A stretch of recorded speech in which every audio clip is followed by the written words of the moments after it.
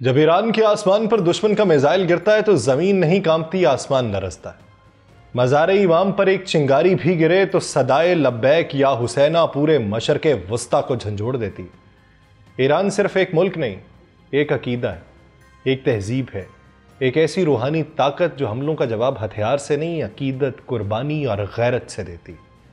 ये वो कौम है जिसके बुजुर्गों ने करबला के तपते रेगजार में सर कटवा दिए, लेकिन बातिल के सामने सर नहीं झुकाया।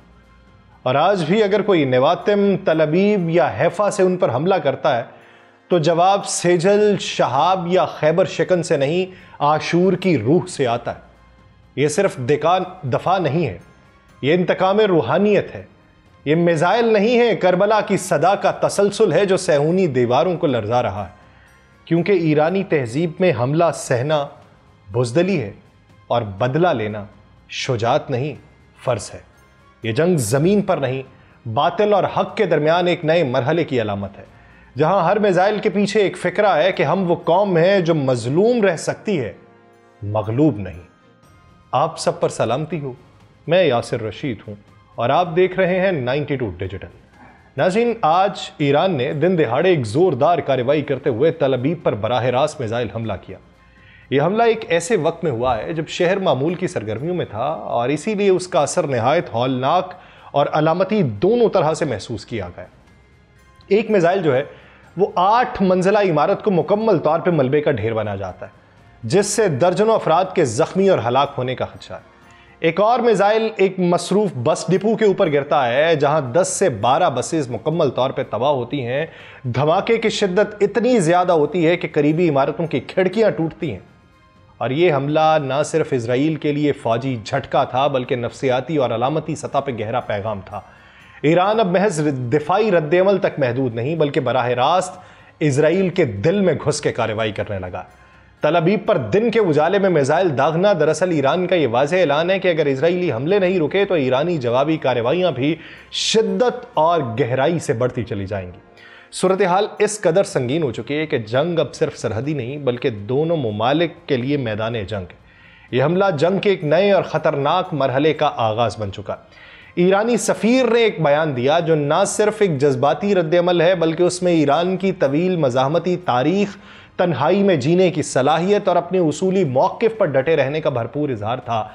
जब उनसे यह सवाल किया गया कि ईरान के पास चीन या रूस जैसे इत्तेहादी क्यों नहीं है, जैसे पाकिस्तान के साथ जंग में चीन खड़ा नजर आया था, तो ईरानी सफ़ीर ने जवाब क्या दिया कि हक हमेशा तन्हा होता है। हम न शर्की हैं न गरबी हैं, हम मुस्तकिल है। इस जुमले ने ईरान की खारजा पॉलिसी का बुनियादी नुक्ता वाज़े कर दिया कि ईरान किसी ताकत के झुकाव या दबाव में आकर अपने फैसले नहीं कर रहा। उसने सहूनी रियासत पे तनकीद करते हुए कहा कि सहूनी हर किसी को काटने को दौड़ रहे हैं, यानी इजराइल की जारहियत किसी एक मुल्क तक महदूद नहीं, बल्कि पूरे खत्ते को अपनी लपेट में लेना चाहती है। और तारीखी तनाजुर में सफ़ीर का यह कहना था कि सद्दाम हुसैन के खिलाफ जंग याद करते हो कि उस वक्त ईरान के पास कलाशनकोफ की गोली भी नहीं थी, लेकिन आज वो अपने मिसाइलों से इजराइल को झंझोड़ रहा है। यह बात ईरान की अस्करी तरक्की और मज़ाहमती कुव्वत की तरफ वाज़ेह इशारा है। और सबसे अहम जुमला जिसमें सफ़ीर ने इजरायली वज़ीर-ए-आज़म के किरदार पर तंज करते हुए कहा कि आगाज़ बेंजामिन नेतन्याहू के हाथ था, इख्तिताम नहीं। यह जुमला मानी खेज है। इस पर ईरान का यह पैगाम पोशीदा है कि वह इस जंग को सिर्फ रोकने नहीं, बल्कि मंतकी अंजाम तक पहुँचाने के लिए भी तैयार है, और शायद इजराइल को उसके अंजाम का अंदाज़ा भी नहीं। ये बयान आलमी ताकतों के लिए भी एक सख्त पैगाम है कि ईरान ना सिर्फ तन्हा खड़ा है, बल्कि अपनी राह पे साबित कदम भी है और हर मुमकिन मज़ाहमत के लिए तैयार भी। अभी तेहरान में बड़े पैमाने के ऊपर दोपहर के वक्त इजरायली फ़ज़ाई हमलों की इत्तलात सामने आई, और ये हमले ईरान के दारुल हुकूमत के मुख्तलिफ इलाकों में हुए, जिनकी शिद्दत इतनी ज़्यादा थी कि शहर भर में धमाकों की आवाज़ें सुनाई दी, आसमान पर धुएँ के बादल दिखाई दिए। फ़ज़ा में मुसलसल इजरायली तैयारों की परवाज़ें भी हैं, जबकि 4 उनके F-35 जो हैं वो अब तक ईरानी एयर डिफेंस सिस्टम जो हैं वो गिरा चुके हैं, और अब भी जवाबी कार्रवाई में ईरानी एयर डिफेंस सिस्टम जो है वो मुतहर्रिक दिखाई देते हैं। इन हमलों का हदफ जो था वो ईरान के मुबैना मिसाइल लॉन्चिंग मराकज़ थे, अस्करी तनसीबात थी और मुमकिना तौर पर कुछ हसास सरकारी दफातर भी थे। अगर ये हमले तस्दीक शुदा निकलते हैं तो ये जंग के ऐसे मरहले का आगाज़ है जिसमें दोनों ममालिक के दारुल हुकूमत बराह रास्त मैदान जंग बन जाएंगे, और दिन की रोशनी के अंदर ये जंग जंग बढ़ती हुई दिखाई देगी जो रात की तारीकी में थी। इस इकदाम के बाद ईरान की जानिब से जवाबी कार्रवाई का इम्कान जो है वो बहुत ज्यादा शिद्दत के साथ पैदा हो चुका है। बज़ाहिर तेहरान एक बार फिर जो है वो आलमी कशीदगी का मरकज है। ईरानी मिसाइल हमलों के बाद जो जवाबी तौर पे ईरान ने किए थे उसमें तल अबीब में वाक़े मोसाद के मरकजी हेडक्वार्टर में आग लगी। सोशल मीडिया पे जो वीडियोस गर्दिश कर रही थी और मकामी रिपोर्ट्स जो थी उसमें दावा किया गया कि वो हमला जो था वो ईरानी बैलिस्टिक मिसाइल्स के जरिए किया गया, ना कि ड्रोन का वो अटैक था जिसने इमारत के अंदरूनी हिस्से को भी शदीद नुकसान पहुंचाया। अभी तक इजरायली हुकूमत के मोसाद की जानिब से इस वाक़े की तस्दीक या तरदीद नहीं की गई, क्योंकि उनकी तरफ से जो राय आमा है या जो खबरें हैं उनकी बैरूनी दुनिया तक रसाई को ख़त्म कर दिया गया। लेकिन इस हमले के बाद फौरी तौर के ऊपर इलाके को सील कर दिया गया। रिपोर्ट्स में यह भी कहा जा रहा है कि इमारत के अंदर मौजूद हसास नौइयत की मालूमात, सर्वर्स और मवासलाती निज़ाम को भी नुकसान पहुंचा है, जिसके असरात इजरायली इंटेलिजेंस ऑपरेशंस पे भी पड़ सकते हैं अगर ये इत्तलात दुरुस्त साबित होती हैं। क्योंकि कल रात जो था वो इजरायली एयर डिफेंस सिस्टम जो था वो हैक होता दिखाई दिया। मैं पहले भी उसके ऊपर गुफ्तगू कर चुका हूं कि मिसाइल उड़े, बेरब्तगी से उड़े और फिर ज़मीन के ऊपर आ लिए, यानी उनके सिस्टम में खराबी पैदा हुई और मिसाइलों को शनाख्त नहीं करना आ रहा कि कौन सा ईरानी मिसाइल है और कौन से अपने ही ये डिफेंस सिस्टम के इंटरसेप्टर्स। ईरानी हमलों की अब तक की ये सबसे बड़ी कार्रवाई और कामयाबी शुमार होगी, क्योंकि मोसाद जो है ना सिर्फ इजराइल बल्कि दुनिया की सबसे ताकतवर खुफिया एजेंसी इसमें शुमार होती है और उसके हेडक्वार्टर पे हमला इजरायली सिक्योरिटी के लिए एक ज़बरदस्त धचका है और एयर डिफेंस सिस्टम का उसकी शनाख्त ना करना उससे भी बड़ा धचका। दूसरी तरफ चीन ने अमरीकी सदर डोनाल्ड ट्रंप पे ईरान और इजराइल के दरमियान बढ़ते हुए तनाज़े को मजीद हवा देने का इल्ज़ाम आयद किया। चीनी वजारत खारजा के तर्जुमान ने यह कहा है कि ट्रंप का तेहरान के रिहायशियों को फौरी इनखला की वार्निंग देना आग पर तेल डालने के मुतरादिफ है और इस तरह के बयानात खित्ते में पहले से भड़कती हुई कशीदगी को मजीद शदीद करने का बायस है।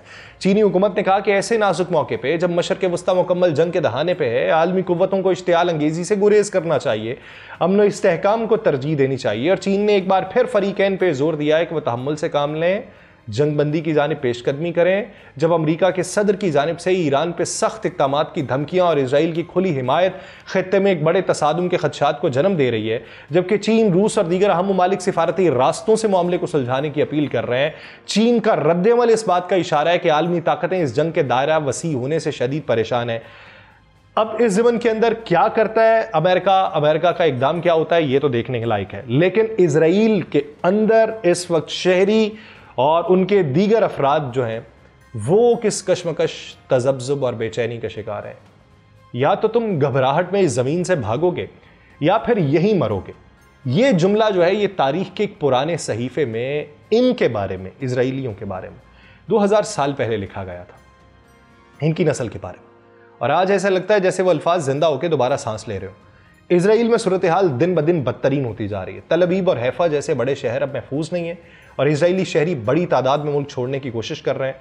कोई साइप्रस का रुख कर रहा है, कोई यूरोप का, कोई किसी और महफूज मुल्क का। एयरपोर्ट्स पे भागम भाग का आलम है, हर चेहरे पर खौफ, बेयकीनी और मायूसी नुमाया है।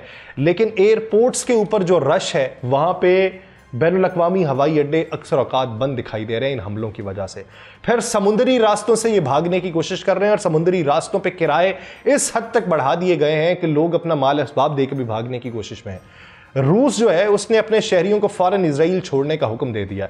दीगर यूरोपीय और एशियाई ममालिक भी अपने बाशिंदों को खबरदार कर रहे हैं। लेकिन हैरत की बात यह है कि ईरान जैसी बराह रास्त जंग में शरीक रियासत से अपने शहरियों को निकालने का मशवरा किसी बड़े मुल्क ने दिया ही नहीं सिवाय भारत के। यह सिफारती खामोशी बहुत कुछ बयान करती है। शायद दुनिया के बहुत से ममालिक समझ चुके हैं कि अब ईरान इस जंग में महज एक खिलाड़ी नहीं बल्कि एक फैसलाकुन ताकत है और इसराइल जिस गुरूर के साथ इलाके पे काबज था वो गुरूर अब टूट चुका है और जो ताकत 2000 साल पहले मुतनब्बे की गई थी वो अब हकीकत का रूप धार चुकी है।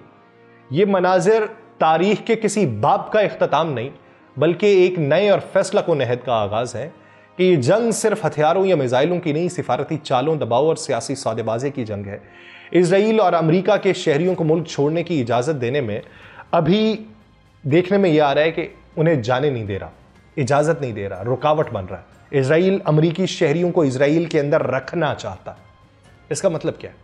इसका मतलब सिर्फ एक हो सकता है। इसराइल ये चाहता है कि अमेरिका जंग में इसलिए बराह रास्त उतरे कि उसके शहरी जो हैं वो इसराइल के अंदर महसूर है और उसके लिए अमरीकी शहरियों को बतौर ढाल इस्तेमाल किया जा रहा है। यह खतरनाक खेल है। अमेरिका अगर अपने शहरियों को खतरे में पाएगा, उस पर दबाव बढ़ेगा, सिर्फ ज़बानी हिमायत पर इक्तफा नहीं करेगा, फौजी तौर पर इसराइल के दिफा में कूद पड़ेगा।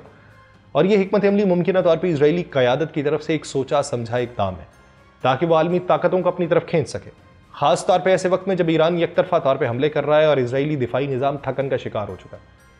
लेकिन सवाल यह कि क्या अमरीका वाकई अपनी पॉलिसी को सिर्फ इसराइली ख्वाहिश के ऊपर कुर्बान कर देगा, या वो इस चाल को समझते हुए अपने शहरियों के तहफ़्फ़ुज़ के लिए कोई दूसरा रास्ता अपनाएगा। ये सूरत हाल खित्ते को एक बड़े तसादुम की तरफ धकेल रही है, जहाँ एक तरफ ईरान है जिसके पास हज़ारों मिसाइल बाकी हैं, और दूसरी तरफ इसराइल जो दुनिया की बड़ी ताकतों को अपने दिफा के लिए मैदान में उतारने की कोशिश कर रहा है, और दरमियान में लोग जिनकी जानें इन आलमी चालों की कीमत बन रही। मुझे दीजिए इजाज़त, अल्लाह ने के बाद।